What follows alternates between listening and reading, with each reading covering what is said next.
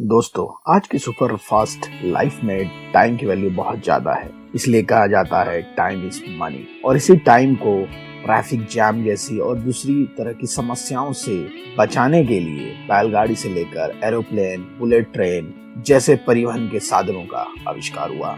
लेकिन आज वैज्ञानिक इससे भी आगे निकल गए हैं और इसी कड़ी में उन्होंने परिवहन के एक नए आयाम को विकसित किया है, जिसका नाम है हाइपरलूप। और अगर आप इस टेक्नोलॉजी को अच्छे से जान लेंगे तो आप सोचने लगेंगे कि क्या हुआ कि में हम लोग इस एरोप्लेन या बुलेट ट्रेन को मात दे देंगे।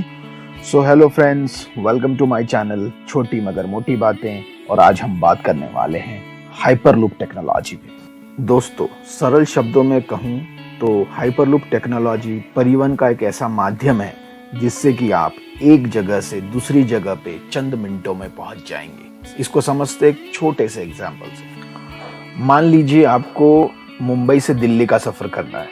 अगर आप ये सफर ट्रेन से करते हैं तो 15 से 16 घंटे लगेंगे। अगर यही सफर आप एरोप्लेन से करते हैं तो आपको अराउंड 2 से 2.5 घंटे लगेंगे। लेकिन अगर आपने ये सफर हाइपरलूप वाली टेक्नोलॉजी में बैठकर किया तो ये सफर आपको सिर्फ 1 घंटे में हो जाएगा। तो यही है हाइपरलूप टेक्नोलॉजी की खासियत।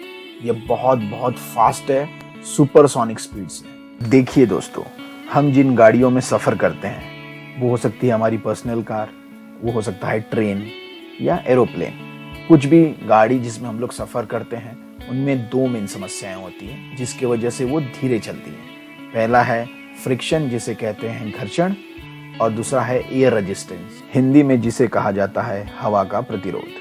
और हाइपरलूप टेक्नोलॉजी इन्हीं 2 समस्याओं को पूरी तरह से दूर करता है और इसी के कारण हाइपरलूप की स्पीड बहुत तेज हो जाती है। हाइपरलूप में एक लंबी बड़ी ट्यूब होती है जिसे लूप कहा जाता है और कैप्सूल जैसे कंपार्टमेंट होते हैं जिसे पॉड कहते हैं। इन पॉड्स में बैठकर यात्री यात्रा करते हैं। चूंकि इन पॉड्स की स्पीड उस लूप में बहुत तेज होती है, इसलिए इस टेक्नोलॉजी का नाम हाइपरलूप टेक्नोलॉजी दिया गया है। दोस्तों, अब इमेजिन कीजिए कि एक आप बड़ी सी ट्यूब में एक कैप्सूल नुमा पॉड में बैठकर एक बहुत तेज स्पीड में एक सफर कर रहे हैं। कितना एक्साइटिंग है ये। अब हम समझते हैं हाइपरलूप काम कैसे करता है। देखिए, एक जगह से दूसरी जगह पहुंचाने के लिए सोर्स से लेकर डेस्टिनेशन तक पिलर पे एक बहुत बड़ी ट्यूब बिछाई जाएगी। इस ट्यूब में पॉड नुमा कैप्सूल में बैठकर यात्री यात्रा करेंगे। इसमें 2 टेक्नोलॉजी यूज की जाती है। पहला है मैग्नेटिक लेविटेशन, जिसे हिंदी में कहते हैं चुंबकीय उत्तोलन, और दूसरा होता है एयर प्रेशर। आप सबने बचपन में या भी कभी भी चुंबक तो देखी ही होगी और हम अच्छे से जानते हैं कि चुंबक के जो 2 पोल हैं, सेम पोल हमेशा एक दूसरे को रिपेल करते हैं और अपोजिट पोल एक दूसरे को अट्रैक्ट करते हैं। तो इसी बेसिक कॉन्सेप्ट को लेकर मैग्नेटिक लेविटेशन काम करता है। तो इसमें होता क्या है, जो पॉड है, जिसमें कैप्सूल नुमा जो पॉड है जिसमें यात्री यात्रा करेंगे बैठकर, और जो लूप है जिसमें ये पॉड चलेगा, उन दोनों का जो वो दोनों एक्चुअली मैग्नेट के रहेंगे और वो दोनों सेम पोल के रहेंगे, या तो नॉर्थ के रहेंगे या तो साउथ के रहेंगे।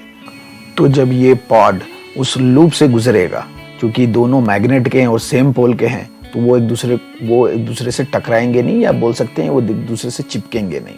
तो उससे क्या होगा कि वो जो पॉड रहेगा उस लूप में हवा में रहेगा, और ये इसी के कारण जो फ्रिक्शन की जो समस्या है वो दूर हो जाएगी। वो एक दूसरे से टकराएंगे नहीं, फ्रिक्शन होगा नहीं, और फ्रिक्शन नहीं होगा तो स्पीड रहेगी। और दूसरी मेन समस्या थी एयर रेजिस्टेंस की। तो वैज्ञानिकों ने क्या किया, उस लूप में, जिस लूप में वो पॉड बहुत तेजी से चलेगा, उन्होंने उस लूप में से अराउंड 90% हवा का प्रेशर को निकाल दिया। मतलब उसमें हवा सिर्फ 10% रखी और 90% हवा उस लूप में से, जिसमें वो पॉड चलेगा, हटा दी।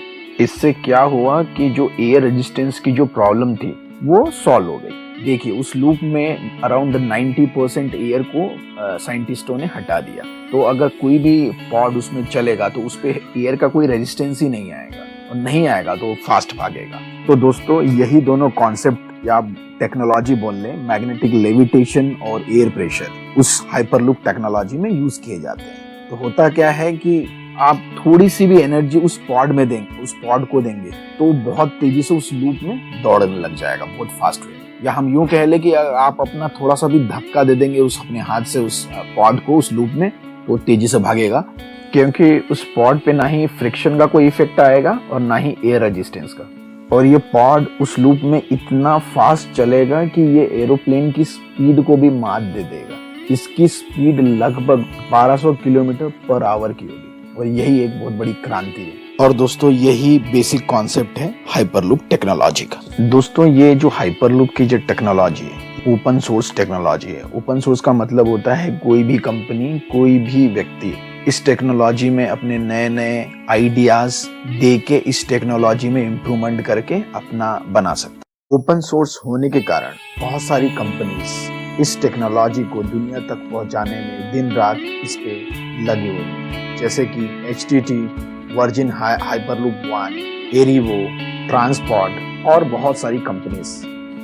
भारत में हाइपरलूप टेक्नोलॉजी की स्थिति यह है कि साल 2017 में भारतीय रेल ने IIT मद्रास के साथ एक करार करके हाइपरलूप टेक्नोलॉजी पे ऑलरेडी काम स्टार्ट कर दिया गया है और इसको पूरा करने का 2024 तक का टारगेट है। So according to me overall conclusion ये है कि हाइपरलूप टेक्नोलॉजी एक बहुत अच्छी टेक्नोलॉजी है।